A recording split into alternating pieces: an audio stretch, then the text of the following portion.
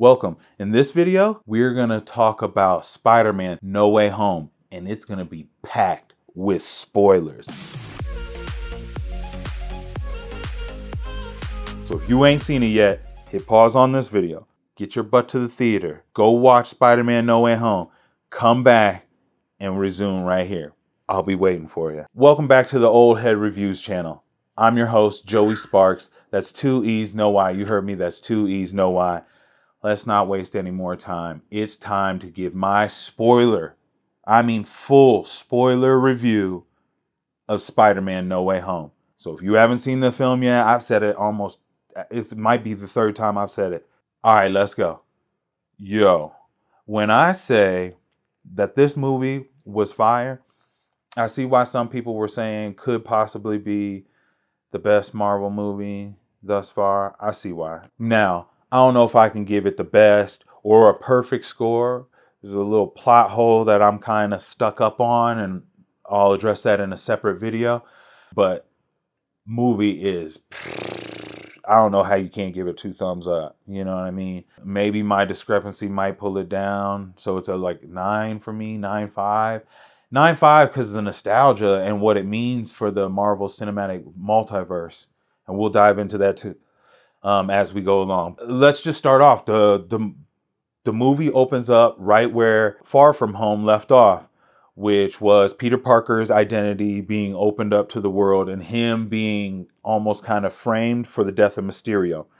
Things get chaotic for them to the point that the feds pull in Peter Parker, and it's like 15 minutes in the film and bam, like your first Easter egg cameo. Charlie Cox replaying his role as Daredevil in the Marvel Cinematic Universe. There's a series, Daredevil. He's been the best Daredevil so far. To see him there means that there's a chance for crossovers with Daredevil being brought into the cinematic universe, as far as getting his own movies or them making the old 2 series of Daredevil canon now. Who knows?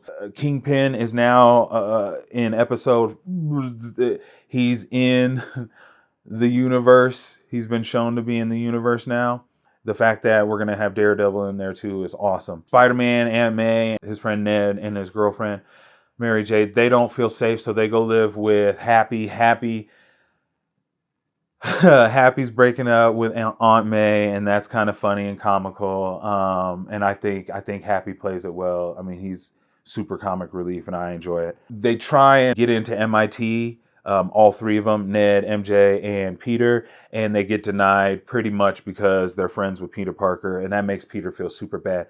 Because everything's messed up with the potential to get into MIT, Peter Parker goes to Doctor Strange for help. Now, this is where you see the trailer, and he asks him, and the spell gets mixed up because Spider-Man wants everyone to forget him, but he wants everyone who knows that he's Spider-Man to forget, but that means MJ, that means his Aunt May, that means even Doctor Strange himself. And so through the process, Peter Parker keeps asking about more and more people, and so they mess it up.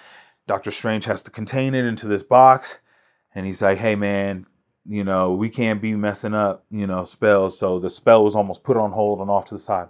Well, then he gives Peter the idea, why don't you try and convince the lady to let us in, leading us to the bridge fight. So Peter decides to do something for it. He chases down the dean of admissions on the bridge and, pleads his case saying, hey man, don't penalize them for me. But in the middle of his speech, that's when we see Doc Ock from the original trilogy of Spider-Man show up. They start to battle, and in this battle, some of the iron spider suit gets off onto Dr. Octopus' arm tentacles. Doc Ock ends up using it to his advantage and then goes to get Peter Parker, and Peter has to take the nanotech from his head and put it over his chest and to save himself, and it reveals his face, and that's when Doc Ock goes, you're not real Peter Parker. And that's when you start to see, oh snap, this is a bad guy from another universe. Well, the bridge battle ensues. Spider-Man saves the dean, and the dean goes, I'm gonna put all of you guys into school. So then Spider-Man ends up rewiring the nanotech that's on Doc Ock's arm and ends up taking them over, and then it locks Doc Ock's arms up with him, and he's incapacitated. And when he thinks it's all good, here comes another laugh, and no one else but William Dafoe's laugh playing the Green Goblin, and you see the pumpkin ball and the explosion. Then Doctor Strange saves Peter Parker from the Green Goblin, like swooping down to hit him or something like that, and saves him and his friends. Then tells him that he's locking these bad guys in these portal walls. Well, a roundabout way, one by one, all these people from these different Spider-Man movies show up. And before you know it, you have a multiverse of bad guys locked in this place that Doctor Strange wants to send back. But sending them back means a lot of them would die.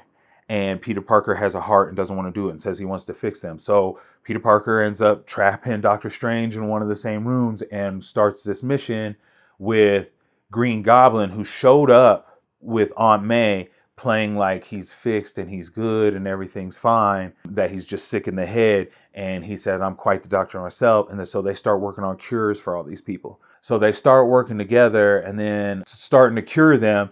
And then before you know it, Peter Parker gets this tingling feeling, and you find out that Green Goblin switched on him. It ends up leading to Aunt May's death.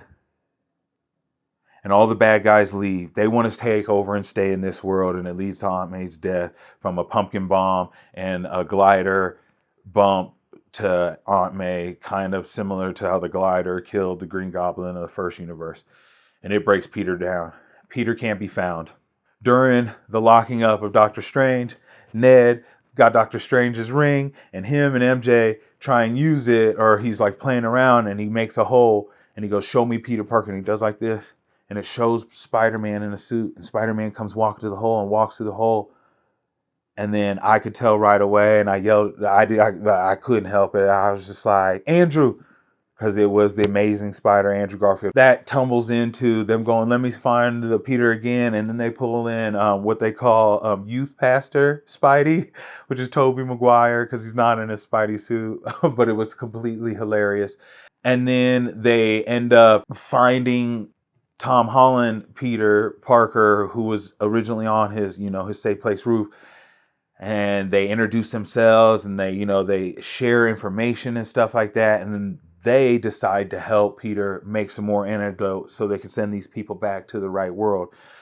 Well, they get all the antidote, and then they come up with a plan that they're going to do to take out all the bad guys. They lure the bad guys to the Statue of Liberty, which now houses a shield of Captain America, and it's kind of in the construction phase of it. And sure enough, one by one, the bad guys show up, and they're able to take them out. Probably my favorite part in the final end scene is the redemption for the Amazing Spider-Man, which was Andrew Garfield's Spider-Man. Because at one point in time, MJ starts falling off a cliff, kind of similar to how Gwen fell in Amazing Spider-Man 2, and Andrew was able to save her, and it was super emotional, and I was fighting back the tears at that moment, because for me, my favorite before Tom was Andrew. I didn't enjoy Tobey as much. I mean, I love seeing him come back, and every time they brought a new character back from a previous Spider-Man, the theater erupted. It was phenomenal, and I erupted too. Like, it was just like a kid in a candy store. They're like literally putting my childhood things back on the screen, my favorite form of media, and I get to relive it. Anyways, he saved her. They made it look like he wasn't going to be, and I thought for sure she was going to die. And no, he saved her, and he was tearing up, and she didn't understand why, but we all knew, and it was phenomenal. So then one by one, they take out all the bad villains, except for Green Goblin. And Green Goblin and Spidey are fighting. And Spidey wants to get revenge because he killed Aunt May. And he's hitting him. And William Dafoe and his phenomenal acting. Can we talk about William Dafoe? Phenomenal acting chops. I mean, we know this. And his acting resume is bar none. But like, what we saw on that screen at that moment was everything. Like, I mean, he was the Green Goblin, and the smile. Like, he didn't even, at one point in time, he ditched the mask and stuff, which I thought was dope. And he didn't need it. Like, his face structure and the way he was, he already looked like the Green Goblin anyway. And he's getting beat in the face, and he's like, yeah, because he wants Spider-Man to do it. And Spider-Man picks up the glider and he puts it over his head, and he almost stands down, and then here comes Tobey Maguire Spider-Man, and he stops him. And it's almost like he stops Osborn from getting killed, which he couldn't do in the first one. And he stops Tom Holland's Spider-Man from making the fatal mistake and, crossing that line as a superhero. And you're like, the look between their eyes is amazing. Like you could tell, like, two Spider-Mans going, you're right. And they stop him, and the theater erupts and cheers, and, but then in the process of the fight, there was a pumpkin ball that got wedged inside of the spell box that was containing the spell, and it blows open, and Doctor Strange has to try and contain the walls as all the walls of the multiverses are starting to break apart. And Peter webs up to him and he says, hey man, say the spell, it'll change all this stuff. Say the spell where everyone forgives me, meaning even him is going to forget him, but it'll fix everything. And so Spider-Man is going to sacrifice his found love, everything, everybody who knows him as being Spider-Man, or Peter Parker being known as Spider-Man, is going to forget.